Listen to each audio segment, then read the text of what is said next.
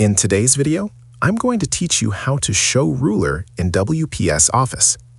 Having rulers visible in your document is incredibly helpful for aligning text, images, and other elements accurately.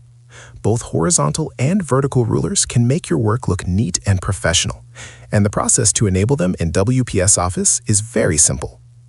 To start, open your WPS Office document and navigate to the top of the window where the tabs are located. Look for the View tab and click on it. The View tab contains several options related to how your document is displayed, including the ruler settings. By default, the ruler may not be visible, so you will need to enable it manually. Once you are in the View tab, locate the option labeled Ruler. This option acts as a toggle, meaning you can use it to show or hide the rulers whenever you need them. If the box next to Ruler is currently unchecked, click on it to enable the rulers. As soon as you select this option, you will notice that both the horizontal ruler at the top of your document and the vertical ruler on the left side appear immediately.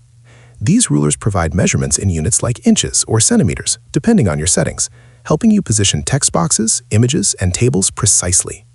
If at any point you want to hide the rulers to create a cleaner workspace or simply reduce distractions, you can return to the View tab and click the Ruler option again to uncheck it. This will remove both the horizontal and vertical rulers from view, giving you a clutter-free document area while keeping the rest of your formatting intact. Using rulers in WPS Office is particularly useful when creating professional reports, brochures, or any document that requires precise alignment of multiple elements. With the rulers enabled, you can quickly measure margins, check spacing, and make sure everything is aligned perfectly without guessing. That's all there is to showing and hiding rulers in WPS Office.